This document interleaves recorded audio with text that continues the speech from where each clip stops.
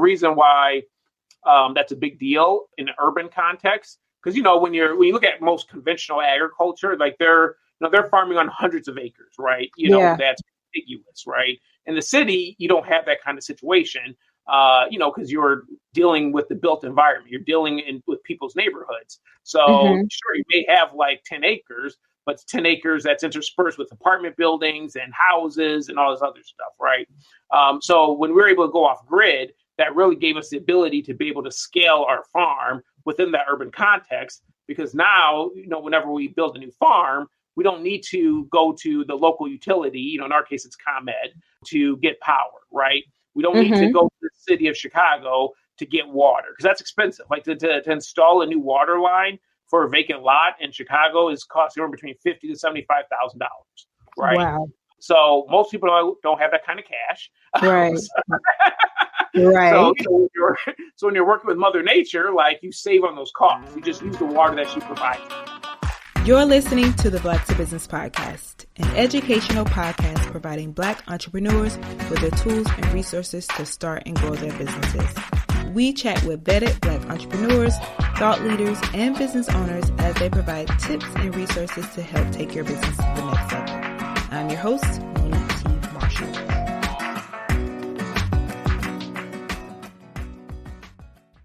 Hey there, Monique here, and before we dive into today's episode, I wanted to share a bit of my journey with you. As a first-generation entrepreneur, I know what it's like to start from scratch. I didn't have a lineage of past business owners or a community of mentors to guide me through the process. That's why I created Black to Business and the Black to Business Podcast, to provide resources and support for fellow Black entrepreneurs like you. And guess what? I'm not alone in this mission. Harvard Business School Executive Education shares our commitment to developing leaders making a difference in the world. Their renowned faculty members are skilled educators blending real-world experience with a variety of teaching approaches to create an exceptional learning environment. Visit hbs.me/explore to discover the possibilities that HBS has to offer. Are you ready to take your leadership to the next level? Visit hbs.me/explore today. Hey, and welcome to the Black to Business Podcast. I'm your host, Monique T. Marshall. And today's episode is a deep dive into the intersection of sustainability and economic empowerment. In today's world, the concept of urban sustainability isn't just about green initiatives. It's about building resilient communities and fostering economic growth from within. It's about recognizing the potential of neglected urban spaces and transforming them into vibrant hubs of activity and opportunity. Joining us for this insightful conversation is Quilen Blackwell, who is the president and co-founder of the Chicago Eco House. With initiatives like Southside Blooms, Quilen and his team are not only beautifying neighborhoods, but also creating jobs, providing skills training, and instilling a sense of pride and ownership in local youth. But let's be real, entrepreneurship isn't always sunshine and rainbows. Behind the success stories are countless hours of hard work, sacrifices, and moments of doubt. Quilen's journey is no exception. He'll share the not-so-pretty side of entrepreneurship, the challenges, the struggles, and the sacrifices his family made to see his vision through. So whether you're a budding entrepreneur or a seasoned business owner, this episode is absolutely for you. It's a reminder that success isn't just about the destination. It's about the journey and the impact you make along the way. Get ready for a raw, honest conversation about the power of entrepreneurship, the importance of community, and the belief that drives us forward. Join me and Quilen Blackwell as we explore how urban sustainability is driving economic empowerment and paving the way for a brighter future. Let's dive in. Hi, Quilen. Welcome to the Black to Business Podcast. Such a treat to have you on the show. So welcome. Thanks, Monique. I really appreciate it. Thank you so much for having me as a guest. Of course. So I'm so excited about today's conversation, and we're talking all about the work that you are doing, but as it relates to the topic blooming success, which is how urban sustainability drives economic empowerment. So before we dive into the topic, I do like to get my audience familiar with who we're talking to. I know we're going to dive into your work as we go through the conversation, but if you could briefly share who you are, what is it that you do in your business, and how you got where you are today. Yeah, so my name's Quilen Blackwell, and I'm president and co-founder of Southside Blooms in Chicago Eco House here on the south side of Chicago. It's a 501c3 nonprofit where we take over vacant lots and turn them into flower farms to hire Black youth and put them in the floral industry. You may be wondering to yourself, why flowers? It's because the floral industry is about $35 billion a year industry, but 80% of the flowers that you see in the United States actually comes from overseas. So we saw it as a pretty unique opportunity to be able to redirect, a lot of that wealth right here in the Black community, right here in the inner city. So that's really the crux of what our work is about. It's really about trying to establish flowers as the anchor industry, of the inner city, but not just in Chicago. We do have ambition to scale across the country. And we think about, like in Chicago, for example, there are literally thousands of vacant lots that are just abandoned. So imagine if even like 20% of those were used for flowers, how different our communities would look. So that's what our work's about. In terms of how I got into this, it actually started back in 2013. I was in ministry school at the time. And I started volunteering at a local high school here in Inglewood.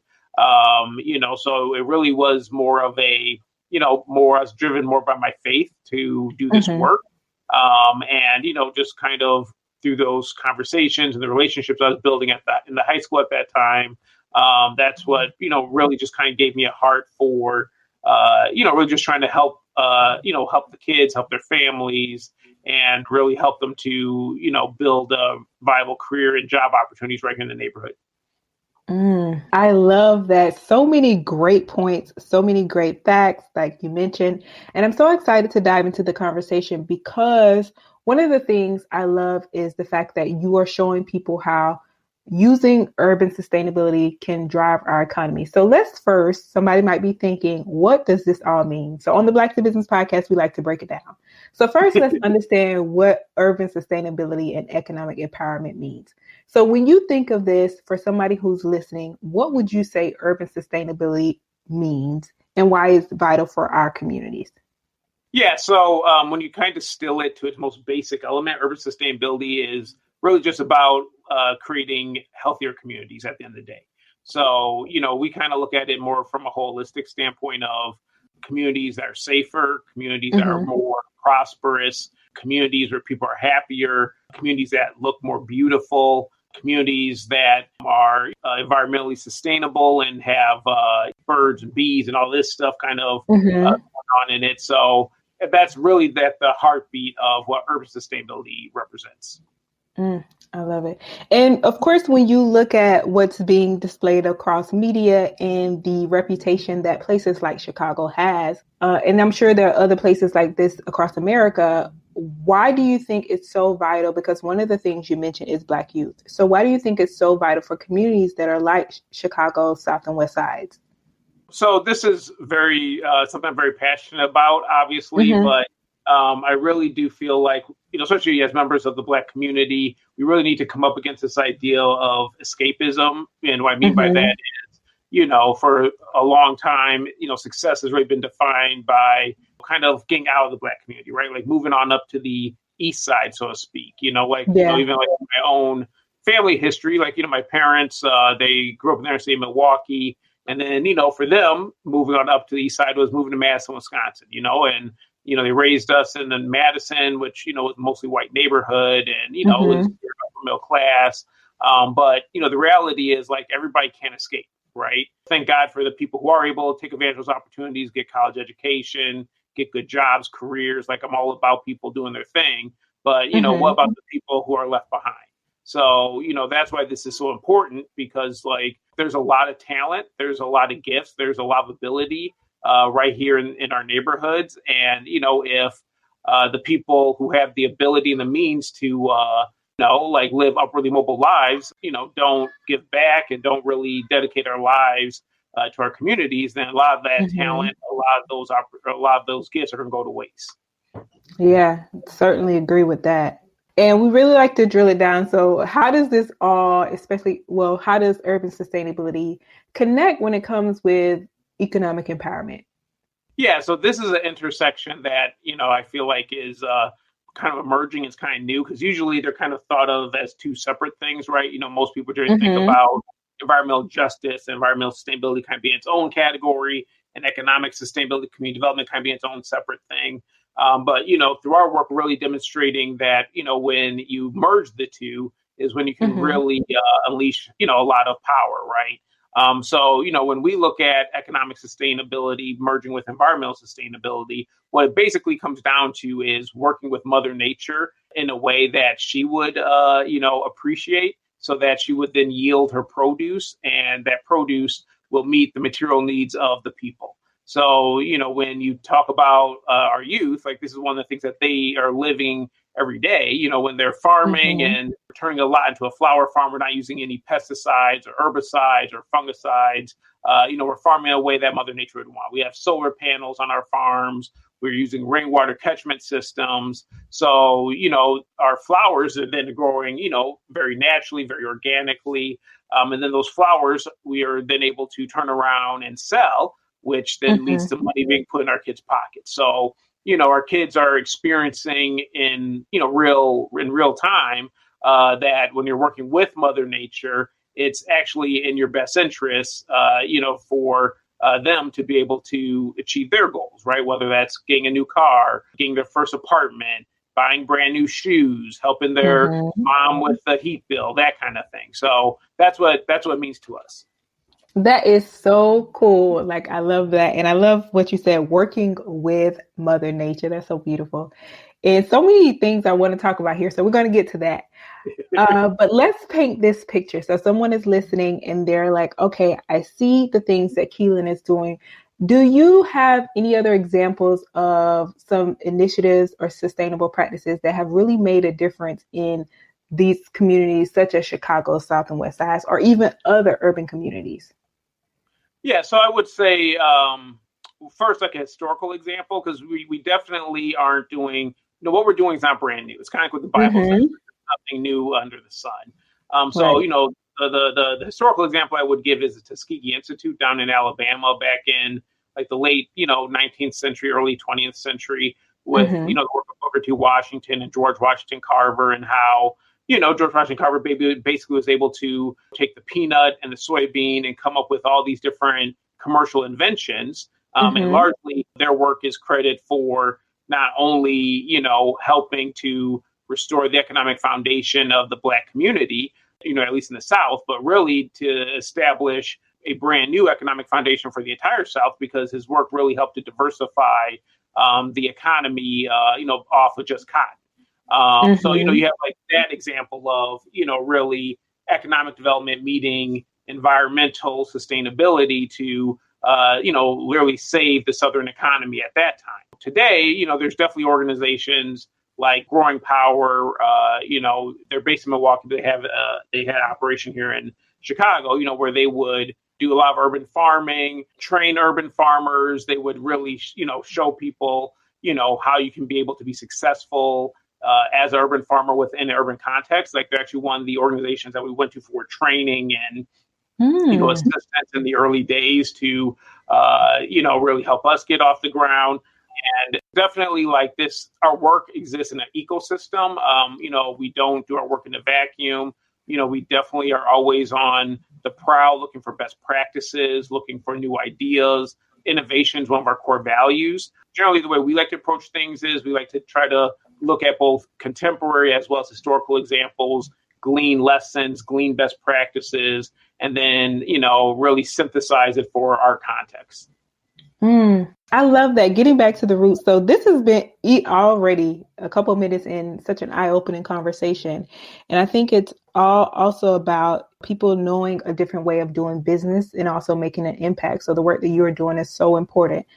And someone is listening and they're thinking, maybe I've been thinking of something like this, or how can I contribute to efforts like this? So for someone who's listening, either an individual or a business in any industry, how would you say that they can contribute to the urban sustainability efforts? Oh, yeah. I mean, depending on where you're at in life, and obviously everybody's situation is different. I mean, the first way I would say is volunteering, just finding an organization in your city and, just getting involved. It's always best to come in and as a student. It's kind of what they say, you can't break the rules until you learn them, right?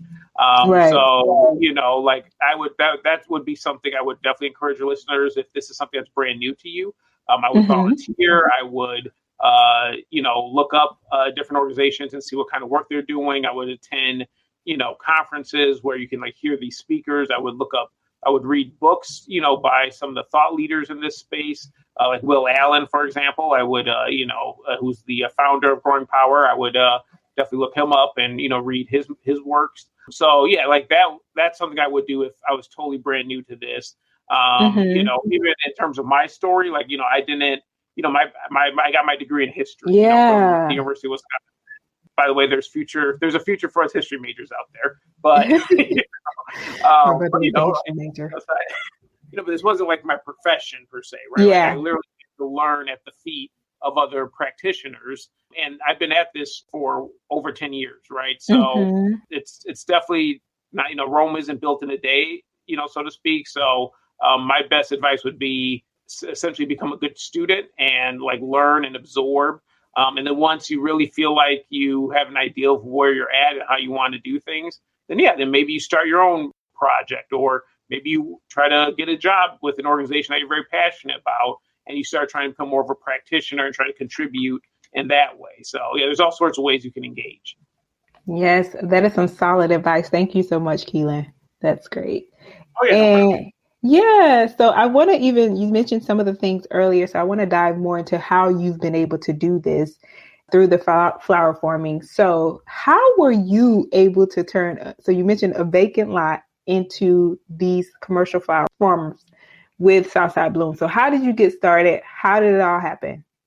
Yeah, so we started very small. So we had no money when we started the organization. Literally we were, we took pies in the face to raise money to pay for our 501c3. So in those early days, it was all tinkering. So our first year, we did zero programming. Our first year, all we did was talk to other business leaders, nonprofit leaders, elected officials, and we just basically learned from people. And we wanted to see okay, well, let's get a lay of the land. Let's see what other people are doing. Let's see how we could even fit in, because we didn't want to reinvent the wheel. So, if we discovered that there was someone already doing something that was solving the problem that we were attempting to solve, we would just join their work, right? So one of the big themes during that first year was hey, the gap that was missing specifically was sustainable jobs that are community-based, right? Because you had these programs where they would train people in 10-week, 15-week programs, and then they would send them to a job that's downtown or in the suburbs, right? And it would be a challenge for a lot of people because, you got transportation issues. It's a culture that maybe, someone who basically grew up in a place like Inglewood all their life, maybe they're not familiar with, how to navigate downtown Chicago, right?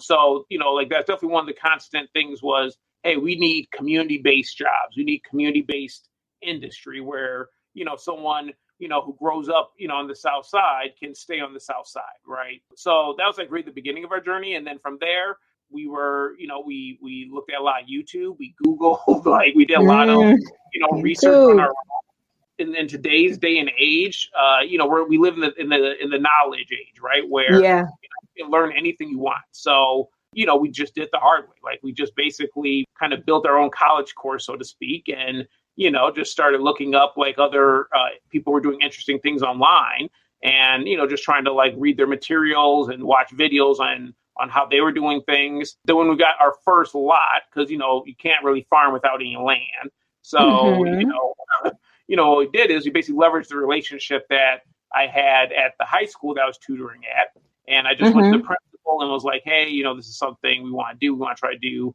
a little school farm here. Would you help us get this plot of land that was across the street? It's just a single vacant lot. And they went to the alderman on our behalf to get that lot. So, that's really how we got started off the ground. We basically went to a local school, and said hey, help us help you, basically. They wanted more after school options for their students. We wanted access to some land. And then we helped each other out that way, right? And then, once we got that piece of land, then after that, it's all about proving yourself. So, we really had to demonstrate that we were going to be different because, one of the objections of the alderman before he gave us the land, he said like, hey, you know what, just so you know, 75% of community garden projects fail. So, I want you to ensure that you're going to take care of this land if I give it to you. And that's not just going to end up, disrepair. So, from like that moment, like our mindset was like, hey, we have to prove ourselves. So every piece of land we had, we basically made an effort to ensure that it was being done at a high level, that we were going to take care of it. And as we took care of it, we were able to get more land and build out more farms. So it's just about being a good steward at the end of the day. And that's really like was our process of, growth and, getting to where we're at today. Such an amazing story. And I love that what you mentioned about leveraging the relationships to get started, because when people look, you've been featured a lot of places for the work that you're doing. And when someone looks at a glance, they wouldn't imagine that you started as small as you did. Yes, that's very true. We've been very fortunate to get a lot of media, but people like look at that. I just look at that as just, it's a means to an end. It helps you to open up other doors, but the reality is it's the dirt work that's sustaining this. It's the work you don't see every day. It's the hustle. Once I'm just going to be real with you. Like the first 6 years, I didn't take a check, right? Like I didn't get paid to do this. So, and that's something a lot of people, don't really like to talk about when it comes to trying to create the world that we all want to see, a better world. But, ultimately it's like, well, what price do you want to pay for that? Right? Like, what do you want to sacrifice for that? It was very humble living for a very long time. No one cared. Today, sure, we get a lot of accolades, but for that, those first like 6, 7, 8 years, nobody cared. You know what I mean? And the only thing that really mattered for us was number one, like the approval of, God. And then number two, the approval of our community. Right. And as long as they saw that we were out there hustling, trying to fight for them, you have to win people's hearts. You know what I mean? And particularly in places like Inglewood, where, people have been disappointed, people have been taken advantage of, people have been exploited, right? Like there's obviously going to be a lot of reasons for people not to trust you. So you got to prove yourself, you know what I mean? And it takes years to be able to build that trust, to build that reputation, to show people that you're different, that you're not going to abandon them the moment things get tough, right? Like I live here, like this is my home, this is my life, my kids are here, when there's shootings on the block, like, my kids and my life's just as much in danger as anybody else, right? So yeah, like, for me personally, I made that decision in the very beginning that I'm willing to lay my life down for this work and for this cause. But that's something people need to think about, like if you're serious about wanting a better world, like, is it something you're willing to die for, right? Is this something you're willing to go broke for, right? Like, what are you really willing to give to be able to get that better world? Wow, that is so powerful. And thank you so much for being transparent and sharing that story, because it's true. A lot of people don't hear stories like that, but it's more common than we think.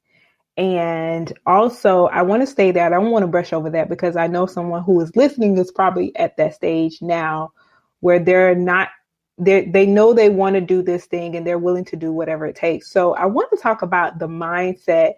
How did you manage your mindset during those times to keep going? Yeah, that's a great question. The answer, very simple, joy. The Bible kind of talks about the joy of the Lord is our strength. So I look at joy as being an offensive weapon. For me, it's, there's a lot to be grateful for. You know what I mean? Like during those tough times, I would just think about, hey, I got my health, I have an opportunity to do what I love. I got an opportunity to build. I would think a lot about the future, so I would think about, hey, I'll once again, kind of being real, when my kids were born. So, like I said, I was doing this full time, wasn't making any money. My wife was the only one supporting us, but she was a hairstylist making like $25,000-$30,000 a year. So, we were, we were on, slim pickings, right? Yeah, tight budget. Right. Yeah, it's real. That's that face. Right. And, then we get surprised with having twins, right? Oh, And, wow. it was already going to be hard enough just to try to have one baby. So, Right. when I found out that we're having twins, I mean, my heart just sank. I was like, God, how are we going to do this? Like, I don't know how we're going to be able to do this, right? And, I just started thinking, about the future. I was just thinking like, okay, look, I got these two kids coming. I know things are obviously very tight. I have no idea how I'm going to be able to provide for their needs. But, the thing I kept thinking about is, look, if I can get through this, and if we can get through this, we're going to be in a situation where we'll be able to, have our kids be much better off, 5, 10, 15 years, 20 years down the road. But I just have to be willing to endure some short-term pain for long-term gain, So, and literally, I just took it day to day. I was just like, okay, I don't know what the future holds, in the next 6 months, but let me just focus on today. And I was kind of surprised, like, provision comes in more ways than just, your paycheck, right? Like I was surprised with like the people who were willing to like give us all sorts of hand-me-downs, like, when you basically just told people like, hey, look at this, our situation. I want to keep, working on Eco House and Southside Blooms and basically got no money. And then people are like, oh, well, I got these clothes I can give you. I got this crib I can give you. I got this a stroller I can give you. People give nice stuff. They do. They do. They start doing the whole meal train where, like start hooking you up with meals like for weeks on end. Right. And, by the end of it, or by, like within after the first year after the kids were born, like many of our costs, like we didn't have to incur because our community really came to bat. You know what I mean? And people really came to our support. And then you fast forward to today, because right now our twins are 6 years old. And beautiful. Like now we're in a position where like we're able to homeschool our kids. We really have the freedom to spend time with them every day, really craft the kind of childhood that we want. And it's like, I'm really just thankful that I hung in there and I kept my joy and I didn't quit because things were getting painful. You know what I mean? So yeah, like that's what I would tell people. I'll be like, look, keep your joy, just think about the bigger picture, be willing to take those hits. And like things will turn out as long as you stick with it. Yes, that is a TED Talk, powerful conversation within itself. And I so feel that I think the one thing is I was speaking to some high schoolers this week and they were just sharing my journey and a lot of similarities there. And one of the things they asked was, how did you know it was going to work out? And I just said, you innately, it's going to be okay. Like literally in entrepreneurship, you begin to take everything day by day. You learn to take everything day by day. And that makes the journey so much easier when you do that. It's going to work out. Right. I mean, it's funny because like when we first, so like our house that we live in today, the Eco House, we bought it like a vacant property and we had to do like this 6-month gut rehab, on a shoestring budget. But, before we closed on the house, like, we're come in to just like check it out one more time. And the kids across the street were just singing, that Kendrick Lamar song, It's Gonna Be All Right. They just started singing it. And I just really felt like that was God. It's like what you're saying. Yes. Yeah, it's gonna be okay. Don't worry, things are gonna work out. It's gonna be all right. That's powerful. Quilen, that's beautiful. I'm so happy you kept going because we would not have had this conversation, and that's going to be a breakthrough for somebody who's listening. So glad you kept going. So now this is a perfect segue to my next question. So one of the things you mentioned earlier is that you all use solar-powered rainwater irrigation to sustain this farm. So talk about how that works and how did it come about? Yeah, so without kind of nerding out too much here,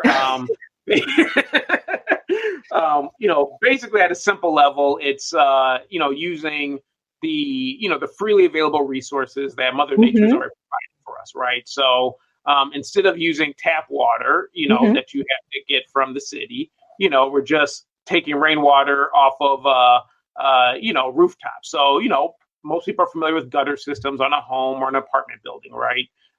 So all what we would do is go and talk to the landlord or the property owner and just ask them to turn their downspout, right? because, for them, it was solving the problem of not having to worry about flooded basements anymore. And for us, it was giving us the water we needed to irrigate our crops. So that's rainwater collection in a nutshell. Once you have that water collection, then the next piece of the equation is, well, how can you get that water to your crops? And that's where power and electricity comes in. So, we just put solar panels on a shed, and it's nothing crazy, by the way. Like, we went to, if you go to Renogy.com, they sell like these, solar panel kits that are really more designed for camping and off-grid living. You can get something for like under $1,000. So we've got like one of those kits. We connected to some car batteries, and that was our electricity. So we're just taking the sun that's freely available to anybody, use some solar panels, turn that to electricity, and then we use that to power an electric pump that we use to then irrigate our crops. So that's how our irrigation system works. And, the reason why that's a big deal in an urban context, because, when you look at most conventional agriculture, like they're farming on hundreds of acres, right? That's contiguous, right? In the city, you don't have that kind of situation, because you're dealing with the built environment. You're dealing with people's neighborhoods. So sure, you may have like 10 acres, but it's 10 acres that's interspersed with apartment buildings and houses and all this other stuff, right? So when we were able to go off grid, that really gave us the ability to be able to scale our farm within that urban context, because now, whenever we build a new farm, we don't need to go to the local utility, in our case, it's ComEd, to get power, right?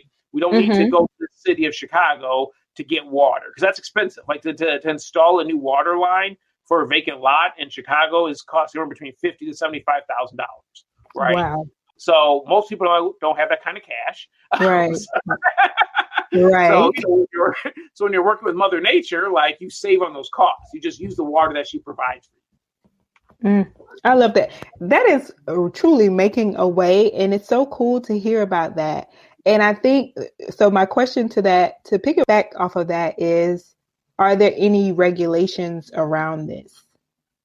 Oh, yeah. So this is one of the beauties about being in flower. So if we're doing food's obviously highly regulated, right? You need to make sure your water quality is at a certain level so that, you're washing the crops, you're getting crops, all that stuff. Flowers, you don't have to worry about any of that. That's one of the advantages of flowers and why we got into flowers, because we don't got to deal with the USDA. We don't got to deal with like food safety handling issues, right? We have a lot of freedom in terms of the way we can farm because people aren't eating flowers, right? So yeah, in the urban context, growing flowers, you don't have to worry about the cleanliness of your water. You don't have to. None of that stuff applies to us. So from a regulation standpoint, we are good to go. I love that. I asked that question, and I'm loving that you put that into perspective, because in any business that you're building, thinking about all the strategy that goes into making that business happen. So all the objections that you might face. And so you are like, we're not dealing with these things, so we're going to do it this way. And I love that.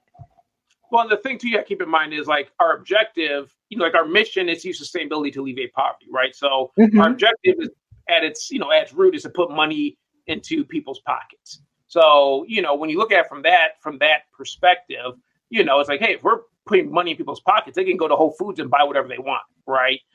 So, that's like one of the things that, especially in the early days, people would criticize me for, being like, hey, you know what? You're in these food deserts. You can't eat a flower. Why are you growing flowers? You should be growing food. This is my thing. Like, we're not against food, by the way. Like, I love food. I love healthy food. I have 15 chickens in my backyard.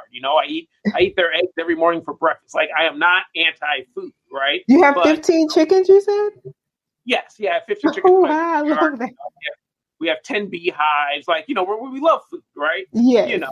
But from a strategic standpoint, it does not make sense when you have no money and you're trying to build something from the ground up, because you're also going to be competing with big ag, right? Yeah. I'm not trying to go up against ConAgra. I'm not trying to go up against Tyson.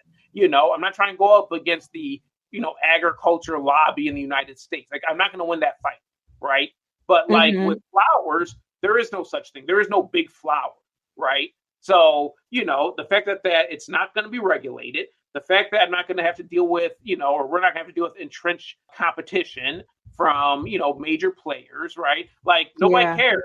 You know what I'm saying? So it's wide open. It's very accessible. That's the whole reason why I focused on flowers. And once it started becoming successful, a lot of those critics started being like, oh, this is brilliant. This is a great idea. It just took some time for them to see the fruit of the vision. Yes. You know what I mean? Yes, I definitely know what you mean. Love that. And so one of the things you also mentioned earlier was the fact that you all are getting the youth involved. So I want to talk about what that looks like when you are empowering the youth through social enterprise. So how does Southside Bloom involve the youth? And can you talk a little bit about the process of training and employing the youth in operations? Yes. Yeah. I mean, this is, our work's really about preserving human life and preserving the lives of our youth. I think your listeners can obviously relate to kids who are growing up in broken homes, kids who are dealing with domestic violence, gun violence, gang violence, trauma, every, devil imaginable, right? So when you think about it from like that mindset, that perspective, what you're really talking about are young people who are basically at their wits' end. And they they basically don't get some sort of, lifeboat to rescue them and to help them out. Like these are kids who are going to, end up in prison or in the grave, right? At some point. And we don't obviously want that to happen. Right. So, we intentionally set up our program to be as accessible to our youth as possible. And, once again, this is another reason why we got into flowers, because we ask ourselves like, okay, well, what's the strengths of our youth, right? Because like, if we're going to do something that is going to be able to put money in their pockets, then, well, obviously they have to be able to be good at it, right? Like they have to, have some aptitude in it. And one of the things that we like notice is like just how creative a lot of our youth are, right? You go into any neighborhood, right? You'll see the graffiti that's super artistic. You'll see people like, putting like cool designs on T-shirts and that kind of deal. And we're like, okay, like a lot of our youth have very creative minds. They're very artistic, which is perfect for flowers, because at the end of the day, flowers is really an art. So, we were like, okay, if we didn't really get these kids to buy into flowers, we were really just banking on the fact it was a gamble. Like, we didn't know this. Now back, it's easy to be like, oh, well, it's guaranteed, blah, blah, blah. But at the time it wasn't. Like no one else was really doing this. You know what I'm saying? So we were like, okay, well, let's just basically take a chance our kids will be able to pick up floristry. And they impressed us. So, when we talk about training them, like the hard part they already have, which is the talent, So, for us, it's really just more about teaching them the techniques, teaching them some of the skills, teaching them, training their eye. I think like, a good example would be like this kid, Rashad. He's been with us for 2 years. He's now 18, grew up here in Inglewood, and he basically, a kid who would have been, lost because he didn't really have any other opportunities. He comes into our program. We train him as a florist, and he excels. Like, as a matter of fact, he's our top florist today. Aww. And he's done weddings at, the Field Museum, at the Hilton, at the Hyatt, at the Ritz-Carlton, right? He's worked on $25,000 wedding events, doing the bridal bouquets, laying out garlands, setting up the centerpieces. So nowadays he really, feels affirmed in his value and in his talent, right? Where like, hey, you know what? I have a future as a florist, and he really like owns it. You know what I mean? Don't get between him and his bridal bouquet when it's, time to do business. Like, he will not talk to you. He gets into his zone. He's serious. Yeah. Don't get between a man and his flowers. You know what I mean? I love it. That is wonderful. I love that. That is true, like legacy building work. I just love it. And I think it's so beautiful because like you started with a stat, like this is a, how much $1 billion industry? Like a $35 billion, right? $35 billion industry. I'm like, oh, I need to get into this. But I'm truly excited. I'm calling you Quilen, okay? I love it. And one of the things you mentioned, even in your journey, is how the community supported you as you were building your business. And I want to talk about how they've continued to rally behind this idea and really support the youth in the initiatives. Like, What are some ways the community has really rallied behind this? Yeah, so nowadays, like we basically get communities who are like recruiting us, right? So, I mean, this is a thing. I mean, when you're, it's kind of like what they say, right? Light shines brightest in darkness, right? And when you're talking about communities that are so hard hit, have been through so much, and it's the future looks very bleak. Any ray of light, anybody's gonna they're gonna just like suck to it, right? And that's really what we've been experiencing. So, in a multitude of ways. I mean, the business community has really rallied around us. Like we're on about 50 venues preferred vendor list because they're like, hey, we need support. And by the way, when I say community, I'm talking more than just the Black community and more than right. Like I'm talking about like all of Chicago. Wow.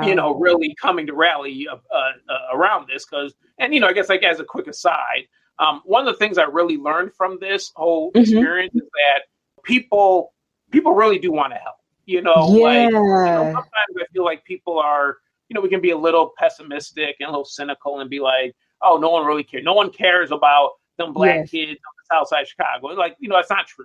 People do care. Yeah.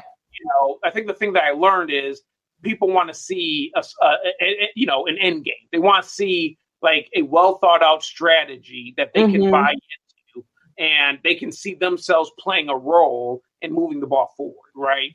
So, and that's been like one of the common threads in terms of feedback we've gotten, where people are like, hey, you know what? Like there's so many people trying to do so many different things, but with what you guys are doing, I can actually see how when I get married and I hire you as my florist, how this is going to actually help to sustainably keep a kid off the street, help to build more farms. Like I see how my role, will help to build this future. There's a real end game here, right?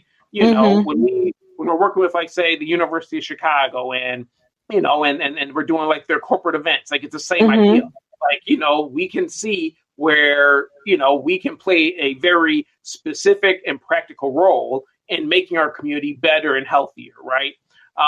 So, there's been support all across the board. And it's really brought a lot of people together. I mean, it's brought law enforcement supports us. Obviously, a lot of environmental sustainability organizations support us. Schools, youth groups, block clubs, churches, faith groups. I mean, at this point, you'll be, I mean, if I'm honest about it, probably the only people who, really don't support us are other florists. That's just because we're kind of like competing with them. But you're like, no. I love what you're doing, but no.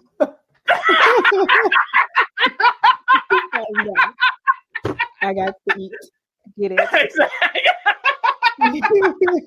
But everybody else.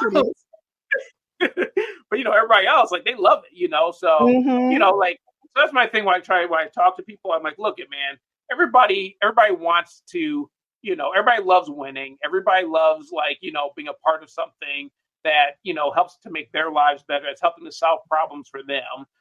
So if you can build a solution that solves a lot of different problems, you're not gonna worry about being poor. You're not gonna worry about being a failure, right?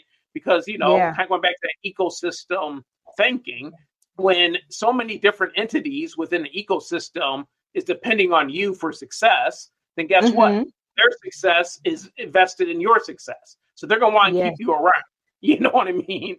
And that's kind of like what we're discovering, where it's like, in the early days is like me and my wife, Hannah, we really had to spend a lot of time, it felt like it's all on our shoulders. You know what I'm saying? Like, like it felt like, man, if we didn't get up today and put in the work, that this whole thing was going to collapse. It just felt like it was this uphill battle. But, once things really turned a corner, now it feels like our community's carrying us. And then like, kind of like going back to earlier in the conversation, like how it's really benefiting even our children. When the communities are carrying us, like it's also carrying our kids. And I'm seeing like how our kids are benefiting from this, right? And then it makes you think about kind of like you're talking about legacy, right? It's making me think about, man, what's this going to mean for like my grandchildren, right? Like the entire trajectory of my, posterity after me, just because, I made the decision to give my life to, to the people, you know what I mean? And to the community and to God, right? So these are like the hidden benefits that you get when you don't quit and you don't give up. These were the things that I did not know. I mean, even a lot of things that we experience this day. I didn't even know that. This was a thing. I didn't know these were things that you could have. Is only because we didn't give up and we just like kept at it, and we were just focused on adding value and trying to solve other people's problems. Then you end up finding out, man, your own problems get solved. Yes. So many great points. And I love that. And somebody who's a constant listener of Black to Business, they're going to be like, okay, I know Monique is going to ask this question or talk about this. So one of the things you mentioned, and I always like to make this a point because one of the things you mentioned is how you, in the beginning, you said that you all are focused on Black youth, providing jobs for Black youth. And another thing that you just mentioned also is solving this problem and how much others want to help. And sometimes they are not even in our communities. Oftentimes they're not in our communities, but they want to help. Like there are people who want to help. And that's another thing that I realized too, is people genuinely do want to help who are not in the community if they see you're solving a problem and you're painting the picture of how does this solve the larger problem. So I love that you said that because oftentimes I hear this, people feel like they cannot do something for Black people or they won't be successful. Sometimes people feel that way. And you're a testament in that we're here for these Black youth, and these are the experiences that they're having and the impact that they're making for our community. Other communities are latching on and saying, we want to support this mission. And I think that's so powerful to reiterate that because it is possible to have success in business doing that. Could I answer that, or could I? Yeah, please. Yeah. So, this is a thing too about, I guess like my reaction to that is, at the end of the day, we're all human, right? So yeah, sure. We got Black people, white people, blah, blah, blah, blah, blah. But at the end of the day, when a human being sees another human being down and out, like most people, your average person does have compassion, right? Once again, full transparency for your listeners who don't know me. My wife is white, right? So I thought you was gonna say that, Quilen. I thought you were gonna say that. We said, but you know what? Might as well address the elephant in the room. I'm an open book. I love your open book. This is a real conversation here. We love Quilen. Hopefully your listeners won't like all of a sudden throw their stones at me. But no, they won't. They won't. But yeah, my wife's white. She's from Kansas. And you know what? Like the reason why we even got married was because she was fully committed to doing this work even before I met her. Like she was on the west side in West Garfield Park, pretty much committed to, trying to help the community there. And we actually met on a blind date because our mutual friend said like, hey, you guys are doing the same thing. You should get together. And you know what? Like, yeah, like, was it in my plans to marry a white woman? No, but I married Hannah. That's what I saw it. I married Hannah, who shared the same passion, the same vision, for the Black community that I did.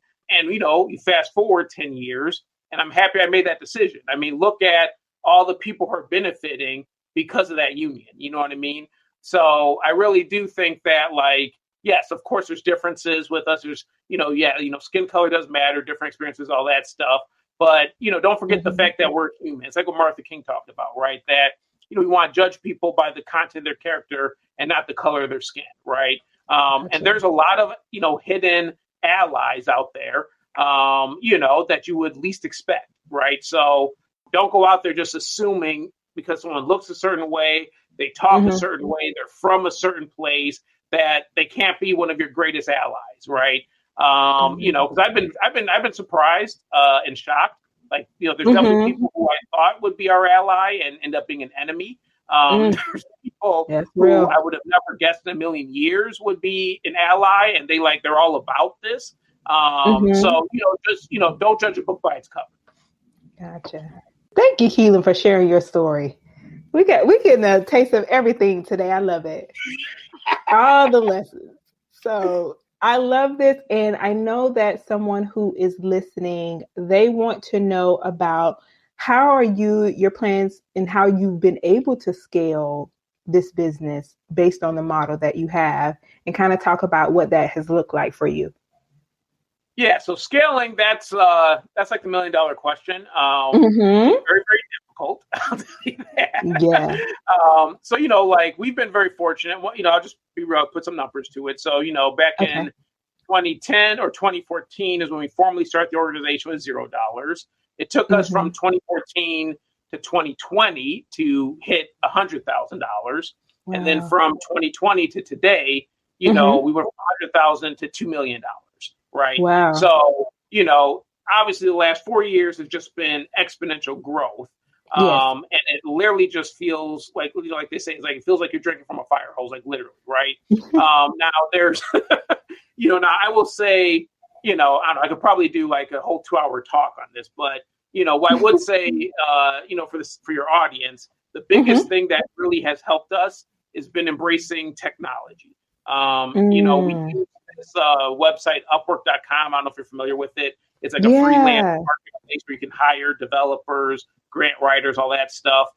So we really used Upwork.com to hire developers to really help us build a custom backend to support our growth, right? Because that was one of the things that we saw once things really started to gain momentum. It was number one, it was once again being real, we were seeing a lot of turnover, right? Because a lot of people, you would hire somebody and then, you would hire them for what you need today, but the organization's growing so fast that 6 months from now, you know what I mean? That person you hired now all of a sudden's a bad fit. You know what I mean? And now either they're quitting or you have to fire them because it's not working out, right? So we saw with that okay, we need to basically build in systems to capture that institutional memory. So, so that whenever someone leaves, we don't lose, those lessons and that contribution that person made to the organization. The second thing that we saw was sort of bottlenecks, right? In our case, we're delivering flowers and, one thing when you're just, you're just doing 15, 20 customers a week to you're doing hundreds of customers a week, right? And we're just seeing that man, if we don't get, some technology in place on the back end to help make it more seamless for orders to come in without, balls being dropped, for us to be able to, handle customer service complaints in a very efficient way, if we didn't have the technology in place, then this thing was going to collapse, right? So we really embrace just really having the technology that we need to, deal with human resources issues, deal with customer issues, deal with delivery issues, deal with grant writing. So nowadays, there's a lot of our systems that are automated by technology. And as a matter of fact, we're kind of beginning to take that next phase of taking what we built and adding an artificial intelligence component to it so that, AI can then do a lot of these processes faster, more efficiently. An example, is our social media. So if you go on our Instagram, which is, Instagram at Southside Blooms, you look at our page, that's all that's all AI doing that for us. We have AI posting on our social media.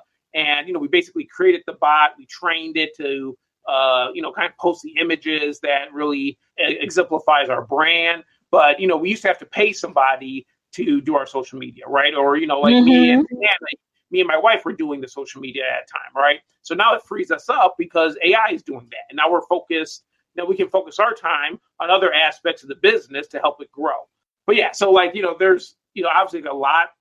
But yeah, those are my biggest takeaway is go to Upwork.com, learn about Upwork, find some freelancers. The reason why I'm saying Upwork is because when you're on a budget, you can find very talented people who are willing to work on a contract phase for you. So, you can get access to top talent, at a fraction of the price, so to speak. You don't need to hire them as W-2 employees. You don't need to worry about none of that stuff, right? It's very easy. It helped us. I mean, we spend probably about $5,000 a week now on Upwork. So, we are definitely that. That's kind of our, one of our secrets to success, if you will. Love that, and definitely going to write those resources down. So this has been amazing, Quilen. So somebody's listening and they're like, okay, how can we support the work that you're doing? So share some ways that people can get involved or continue to spread the message and support you all. So I would say the easiest one is obviously buying our flowers. Actually for Mother's Day, we're in the process of launching national shipping so that we can ship our flowers to anywhere in the country. So I would say, the number one thing would be looking out for us, to buy our flowers. We do sell more than flowers. We have candles, greeting cards, that kind of thing. So that's number one. You can always donate to us. We're a 501c3 nonprofit.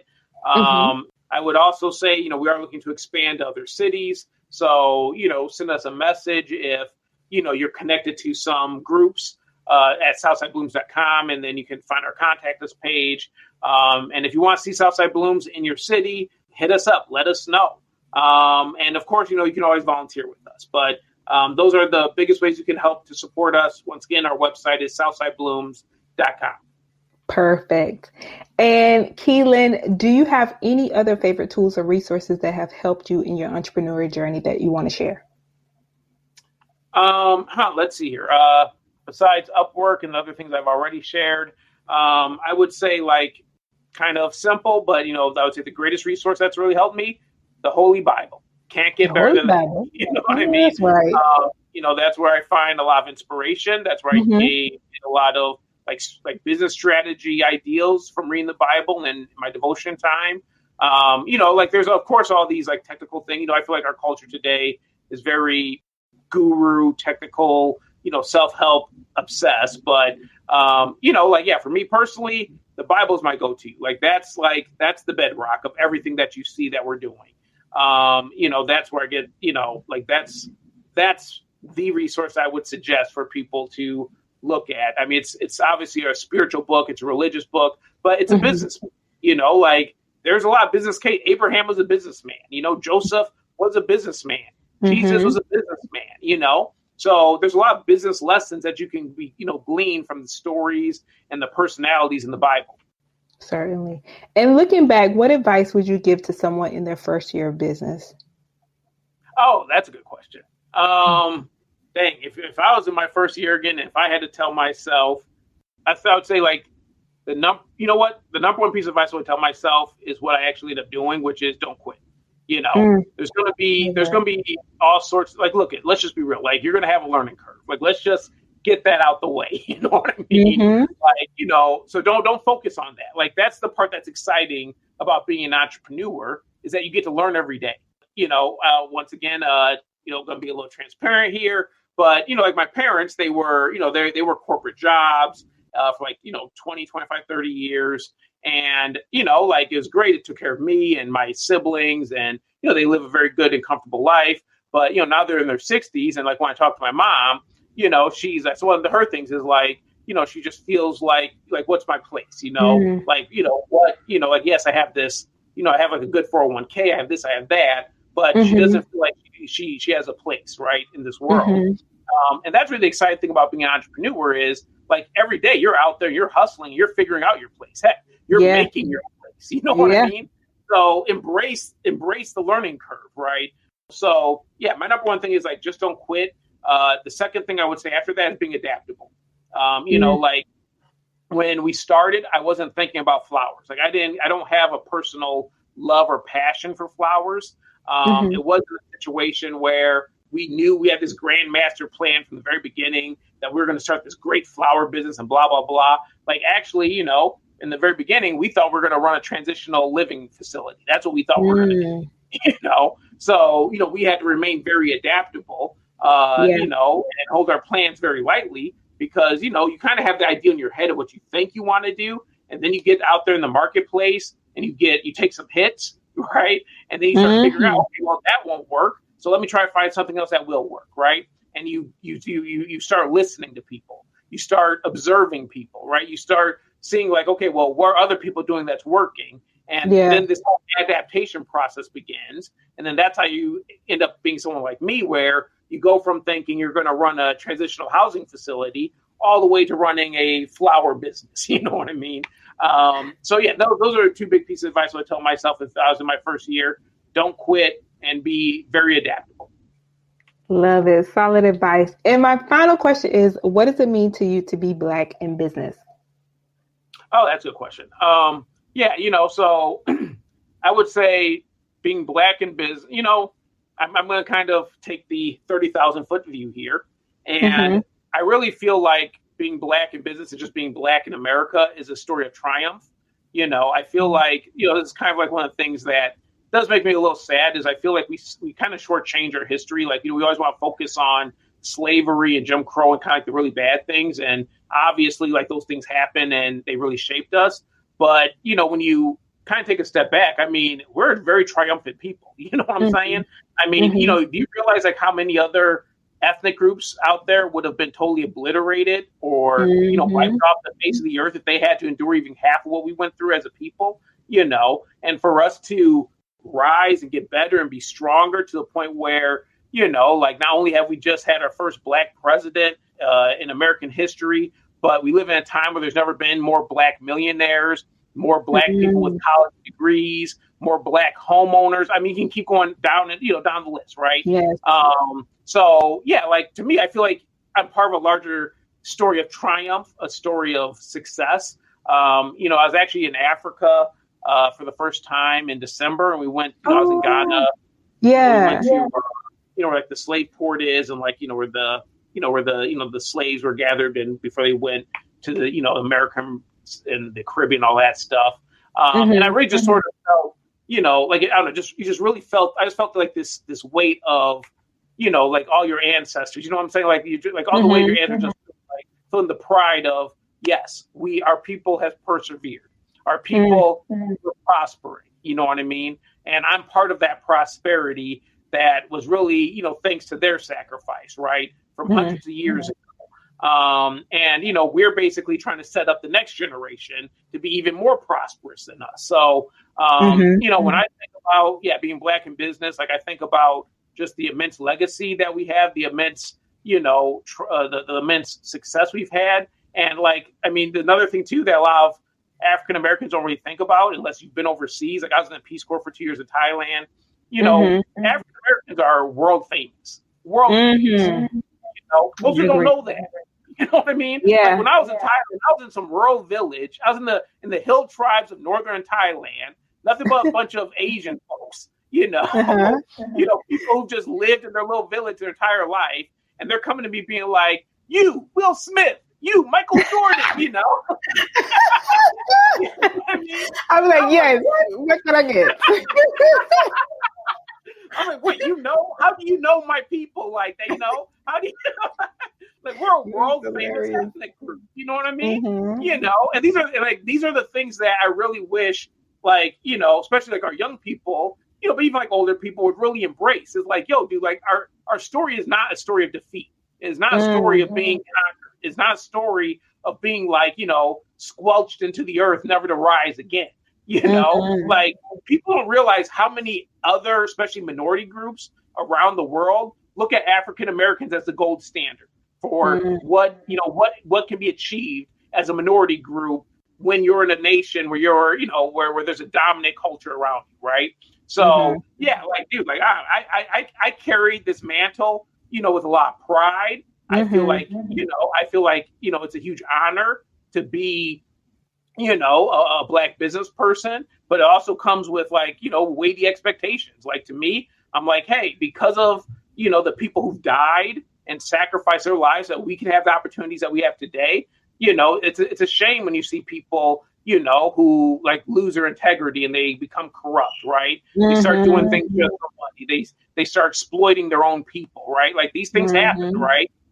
So yeah, my thing is, like, no, I want to be an example, right?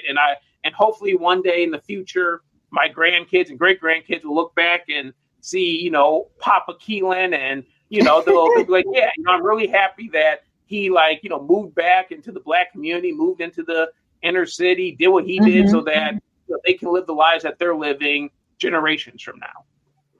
That is a beautiful, such a powerful message and answer.